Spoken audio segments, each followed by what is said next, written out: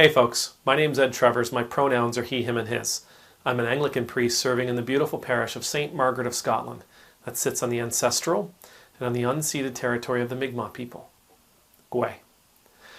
No, I'm not in the church today. I'm in my wife's office in the house. My daughter and her boyfriend went to a concert. She has a dog. She needed somebody to watch the dog. She brought the dog to me. I'm watching two dogs. Both dogs together, if I leave them alone in the house for any period of time, will destroy the house. So, for this weekend, I'm going to be filming from in here. Anyway, after telling you a little bit about my daughter's weekend plans, I'm going to tell you about something that happened to my son yesterday. My son drives a little Hyundai, and it's a standard. So he was pulling out of his driveway. He was backing out of his driveway, had the car in reverse, out onto the street. Couldn't get the car out of reverse.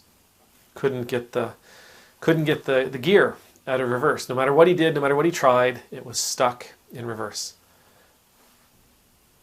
Long story short, he had it towed to a garage. They're going to take a look at it over the next couple of days. That's not really the point of the story. Story goes on. He walked to the university gym.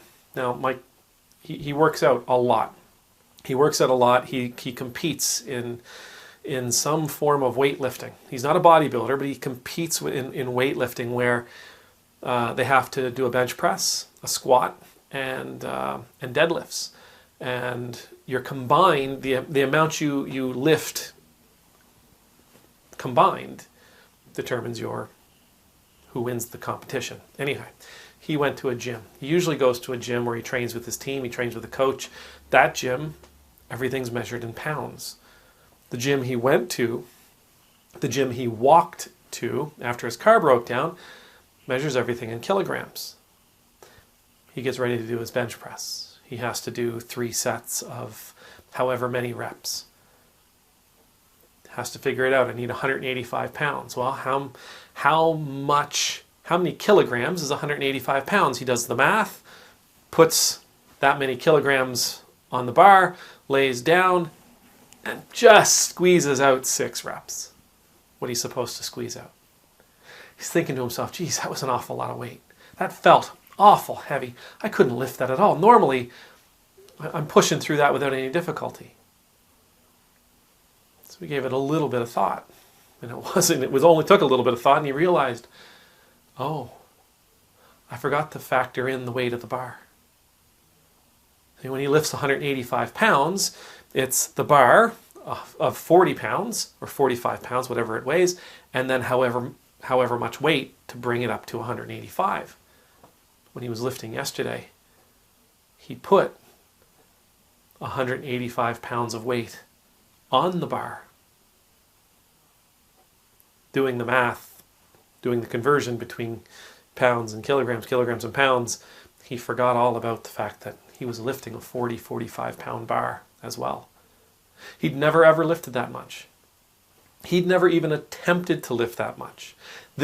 He pushed out 6 reps of a weight that was 25 pounds heavier than his 1 rep max, than the most he's ever attempted, and he pushed out 25 pounds. He pushed out 6 reps of 25 pounds heavier than that. I asked him, how do you think you did that? I didn't know. He said, I didn't realize what was going on. I thought it was 185 pounds, and I knew I could do 6 reps of 185 pounds. So I did 6 reps with what I thought was 185 pounds. The brain's an interesting thing, right? The brain is an interesting thing. It is so utterly creative, and it's so imaginative. And yet, it can limit us too. It tells us what we're capable of. And sometimes our thoughts, maybe it's not our brain, maybe it's our thoughts, sometimes our thoughts can tell us not to try to do more, not to attempt, because we'll fail. And if we fail, these are the consequences of our failure. But when I think about this, I think back on there's a Bible passage we used to say at my old Baptist church when I was living in North Carolina. It was kind of the motto.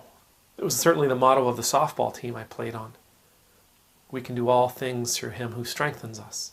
Philippians 4:13. We can do all things through him who strengthens us.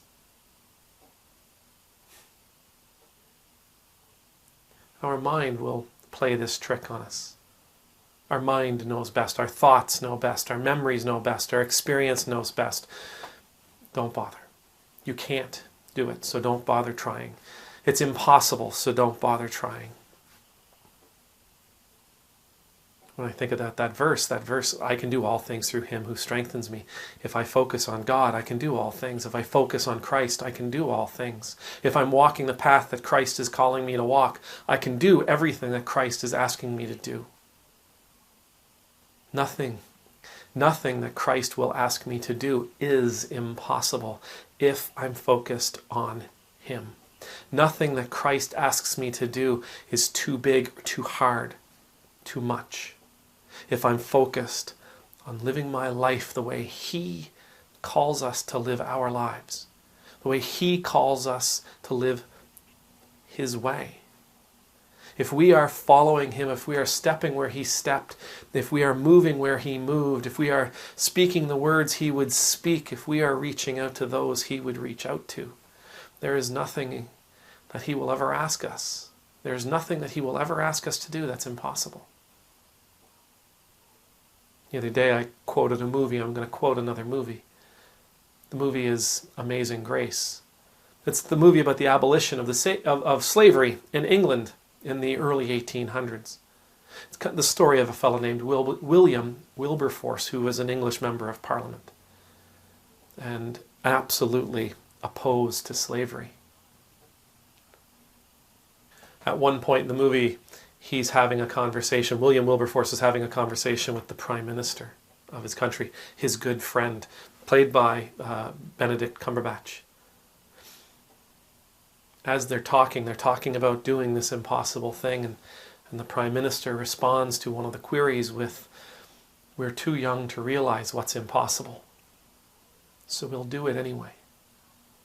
We're too young, we're too inexperienced, we're too naive to realize what's impossible. We don't know any better, so we'll do it anyway." What a great blessing that would be. What a great blessing it would be to allow our self-imposed limitations to fade away.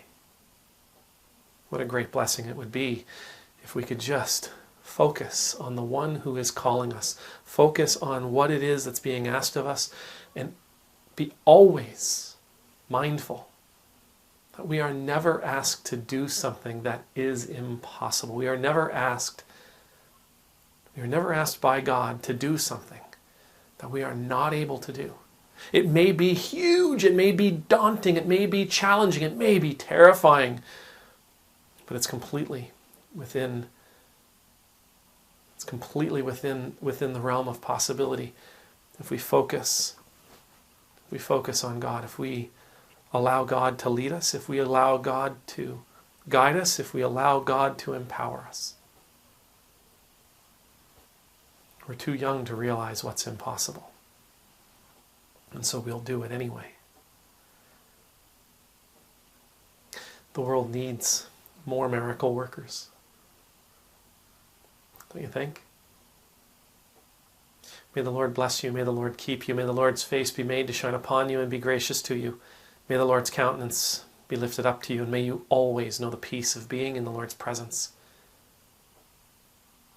I pray that you and I will take on that role. Take on those roles, take on those responsibilities, take on those challenges, that we will not allow our understanding of things to keep us from doing what it is that God is asking us to do, that we will always be mindful of God's promise,